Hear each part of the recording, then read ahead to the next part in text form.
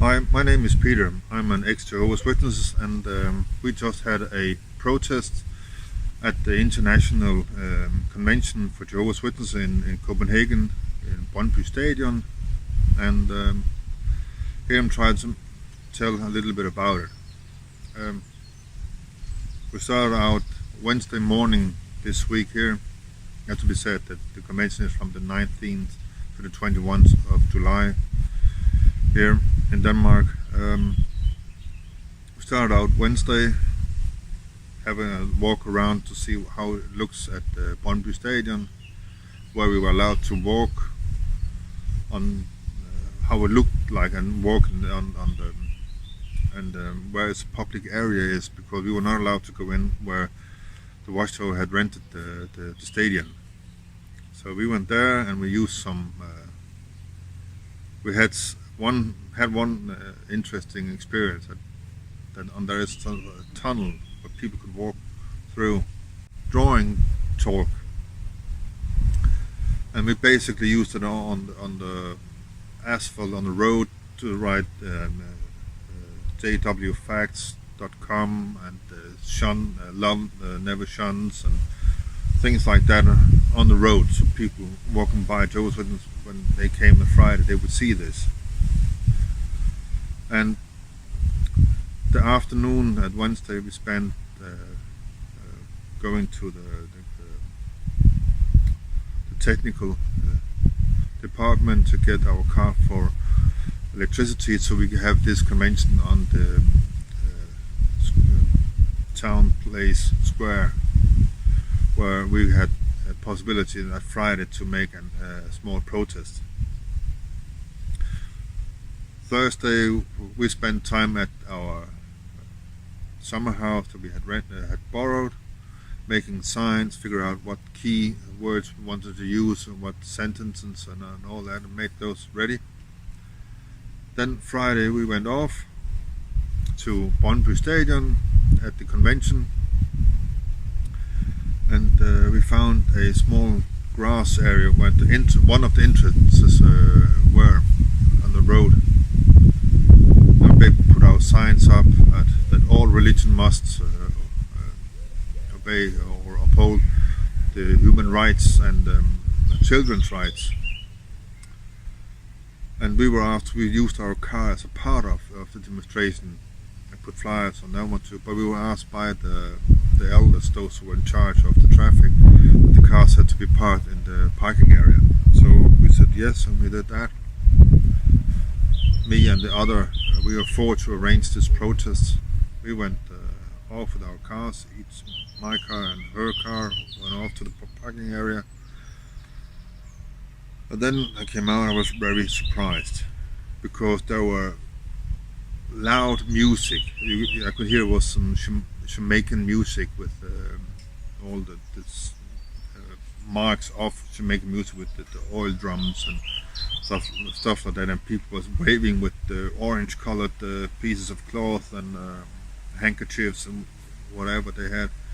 And when you came 20-30 meters further away from it, you only heard the bass, and you almost thought it was a rave party.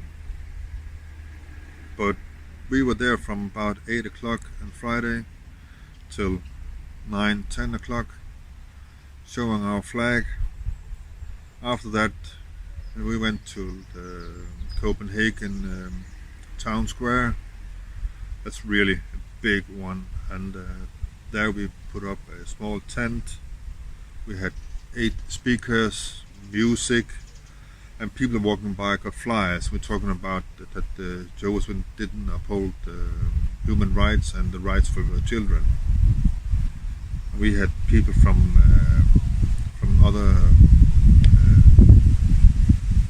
groups, from atheists and a group who was against the circumcision of children, and so and a politician by. So we did our best to have as much attention as possible. Saturday, our main day to the protest, were basically for showing our our flag, because a private organization as Jehovah's Witnesses or the Watchtower is not obliged to uphold the human rights, but the government is, because that's a public institution. So basically we were just out there to show our flags, but our message is mainly to the Danish government, to say to the group Jehovah's Witnesses that they have to uphold the human rights. So we were there showing our flag. Some people just shook their heads and wondering, but basically we got to talk with a lot of people, got hugs from people, and one our fellow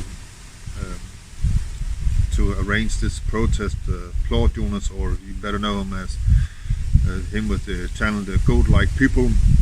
He got the first time in many years to greet his brother and niece and saw them, so he was very happy. So this was really good for him, and everything went off fine. Everyone was there was no problems. Everyone was nice. Everyone's nice to each other. We could talk, and we got interviewed by several from the Danish media, TV2. It's a public channel. Everyone could see it. We had a couple of newspapers. We had the Swedish newspaper that works with the Norwegian newspaper. So we got pretty good media attention. And we were not more than 10 people, but still we got quite a lot. And the most important thing was that we had fun. We had, we got Danish cakes, Danish. We had something we call rundstykker, basically white bread with butter on, and we had fun. A crate of light water and crate of beer, and basically having fun.